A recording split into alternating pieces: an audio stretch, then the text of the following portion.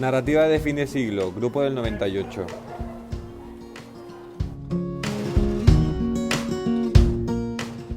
Contexto histórico del 98 y consecuencia literaria de su movimiento histórico. En 1998, Estados Unidos derrota a España. Esto implica que España concederá independencia a Cuba y cederá a Puerto Rico y Filipinas a Estados Unidos.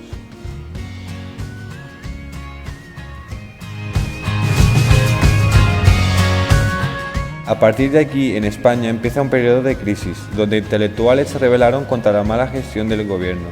En esta situación es donde surge la generación del 98, un grupo de escritores con el objetivo de renovar la sociedad y política de España. Ponerla al nivel de los grandes de Europa y arreglar los problemas que hablan en la sociedad. El nombre de generación de 98 fue propuesto por Azorín, en un artículo de 1913, para referirse a escritores que tenían en común un espíritu de protesta y un profundo amor al arte. De Unamuno, Azorín, Baroja, Maeztu, Valle Inclán y Antonio Machado. Estos se inspiran en la corriente del canovismo y en el regeneracionismo. El género que más utilizaron fue el ensayo, renovando la poesía, la novela y el teatro.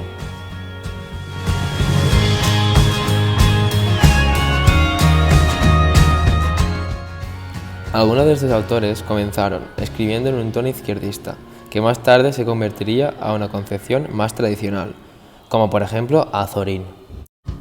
Otros recorrieron el camino contrario, como por ejemplo Antonio Machado y Ramón María del Valle Inclán, que se fueron comprometiendo más con la izquierda con el paso de los años.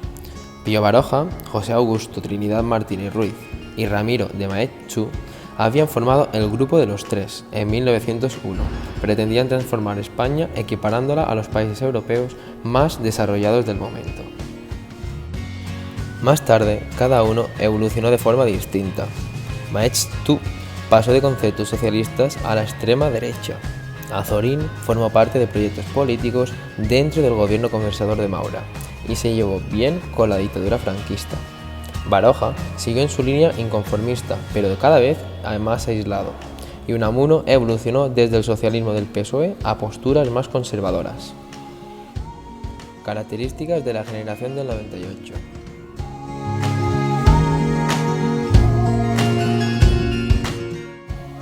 Se muestra un reflejo del alma española, en la que se manifiesta la verdadera esencia del pueblo español, contando las vivencias de la gente corriente. En cuanto a la literatura, se inspiraron en autores medievales, Berceo, clásicos Góngora y Larra. Los temas existenciales y religiosos también preocuparon a los del 98. Les duele a la triste realidad española, sin embargo, miran confiadamente en el futuro y se esfuerzan en crear con sus libros un nuevo espíritu y una España mejor.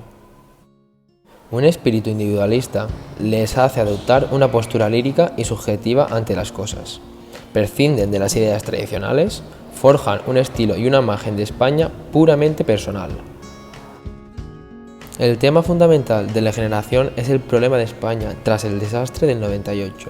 Para solucionarlo, propusieron en su primer momento europeizar España y posteriormente decidieron ahondar las raíces de lo español y hablaron de españolizar Europa. Ven en Castilla el núcleo de la nación española.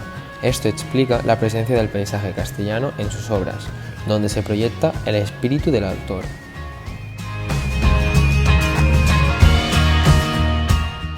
Características de la narrativa del Grupo del 98.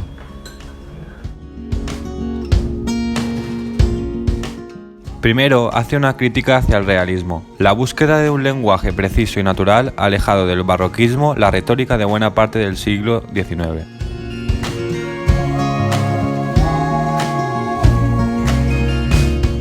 Además, hace una innovación de los géneros literarios, sobre todo en la novela. Dentro podemos encontrar, por ejemplo, las Nívolas de Unamuno, y también, por otra parte, tenemos el ensayo.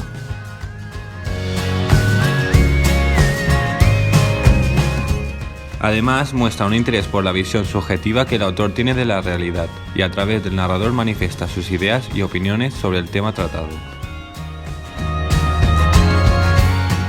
También retona la sencillez, a la sobriedad y a la claridad. sin perder su fuerza expresiva, cuidado y sin apenas recursos retóricos. Dentro podemos encontrar su precisión léxica, uso de palabras tradicionales rescatadas del pueblo, con valoraciones subjetivas y connotaciones negativas. En cuanto a los temas, hay que citar básicamente el tema de España enfocado desde una visión subjetiva e individualista, con el paisaje, en especial el de Castilla, en el que descubren el espíritu sobrio y austero del hombre castellano y temas existenciales. Los noventajistas procuran conocer la cultura europea, por eso son tan notables las influencias extranjeras como por ejemplo Ibsen, Schopenhauer, Nietzsche. Por último, buscan influencias en los autores medievales, como por ejemplo Gonzalo de Berceo, Jorge Manrique, y también en los clásicos olvidados, como por ejemplo Luis de Góngora, Baltasar Gracián y Cervantes y Larra.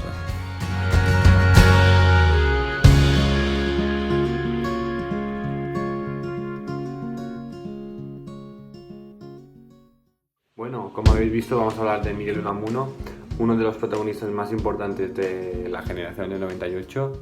Hablando un poquillo de su vida, vamos a decir que nació en Bilbao, pero pasó gran parte de su vida en Salamanca, donde fue catedrático de griego y luego llegará hasta ser incluso rector de una prestigiosa universidad.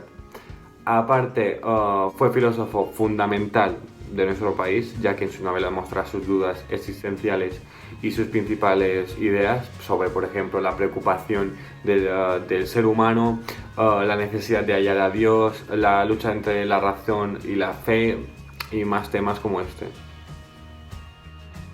Por supuesto, España también fue uno de sus focos de atención, estudiando a fondo nuestra literatura y nuestra historia para encontrar en ellas su esencia, su alma. Renegó de la prosa realista y naturalista hasta el punto de que no llamaba sus obras novelas, sino nívolas, en un afán de desmarcarse completamente de los movimientos anteriores. Y, desde luego, muchas eran las diferencias, apuestas por el diálogo y el monólogo para desarrollar los acontecimientos, el empleo del paisaje como símbolo y, sobre todo, sus finales no eran cerrados. Tres nívolas sobresalen de su trayectoria. Niebla aborda desde una perspectiva trágica y pesimista el sentido de la existencia. San Manuel Bueno, mártir, aquí expresa sus profundas dudas religiosas. Y la tía Tula.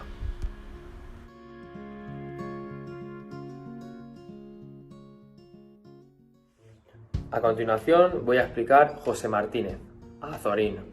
El alicantino Azorín, a diferencia de Baroja, se olvida por completo de la acción y en sus novelas, de hecho, no hay argumentos. Son escenas justapuestas sin una historia de fondo que las una. Por el contrario, para Azorín lo realmente importante eran las descripciones de los paisajes y los pueblos y sus gentes. Esto sí, no serían tan largas y profundas como las del realismo, sino mucho más sobrias, elaboradas con pequeños detalles. Y a diferencia de Baroja, sus novelas no respiran acción ni aventura. En ellas pesa con fuerza la descripción impresionista, a partir de frases breves, un estilo sencillo y preciso con el empleo de un léxico rico y culto. El tema por excelencia es el de Castilla. Describió sus paisajes con sus colores, sonidos y olores, entre muchos de ellos, que representaban a España en su conjunto. Incluso se toma la libertad de incorporar a sus novelas algunos elementos líricos, abandonando el narrador omnisciente para apostar por un interno que le permitiera mostrar sus reflexiones sobre la desesperación, la fugacidad de la vida, el paso del tiempo, la fatalidad, el hastío, entre muchos de otros. Algunas de sus novelas son Las confesiones de un pequeño filósofo, La ruta de Don Quijote y especialmente Castilla.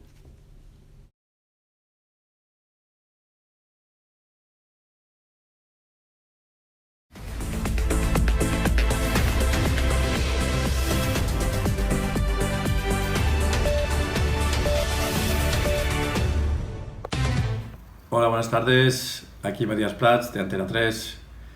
Bueno, vamos a conectar ahora con nuestro compañero Miguel Ángel, que va a hacer una entrevista muy interesante respecto al escritor de literatura española, Pío Baroja. ¿Sí? Miguel Ángel, ¿me oyes?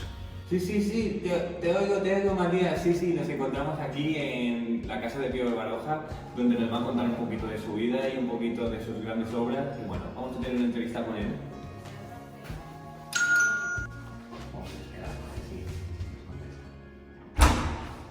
Buenas tardes, Pío. Soy el señor Miguel Ángel, que venimos de la cadena Invertores y bueno... Encantado, Pío Baroja, podéis pasar. Hacia allí.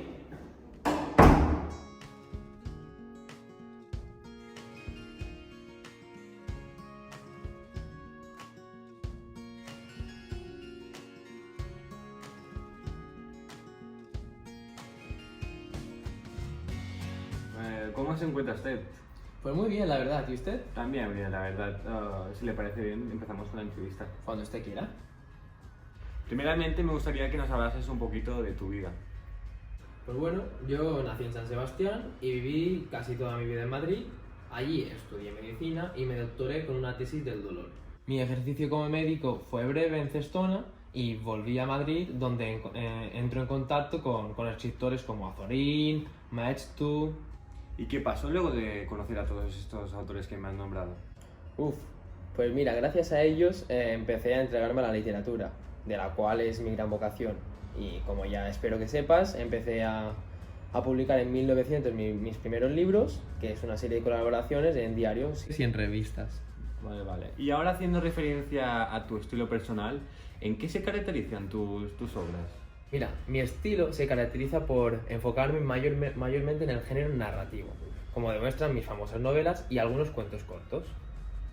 ¿Y hay algo a lo que de verdad le des importancia? Sí, por supuesto. A lo que más le doy importancia es la sencillez y expresividad de las ideas, así que descuido las reglas gramaticales, el vocabulario y la sintaxis. Al escribir mis novelas mantengo la naturalidad y observo la realidad de forma directa, según la dupla perfecta para conseguir y conquistar a vosotros, los lectores. Este tema, ¿cómo definirías la estructura de tus obras? Pues en cuanto a la estructura, están llenas de diálogos que resolvían los problemas ante una trama simple. Uso con frecuencia la descripción de paisajes, territorios e historias tanto a los protagonistas como a los personajes secundarios. Mi estilo es vivaz, sagaz, mucho más crudo y siempre apegado a lo negativo, al pesimismo y a la falta de fe y creencia, tal como viví mi vida. Muy bien. Y ahora, para ya finalizar esta entrevista, ¿qué aspectos destacarías usted en sus obras? Pues mira, en mis novelas destaco mayormente tres conceptos. La acción de algunas novelas es trepidante.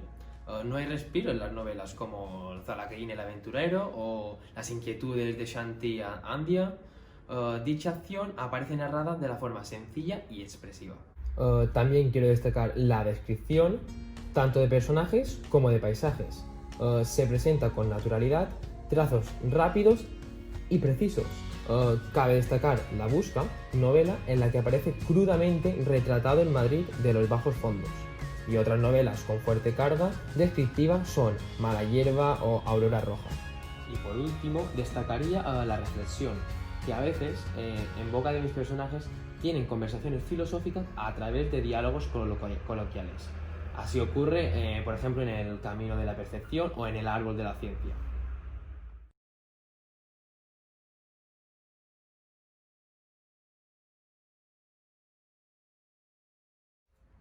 Pues podríamos dar por finalizada esta entrevista. Muchas gracias por tu atención, Pío Baroja. Muchas gracias a vosotros y sabéis que en cualquier momento podéis volver a venir. Perfecto.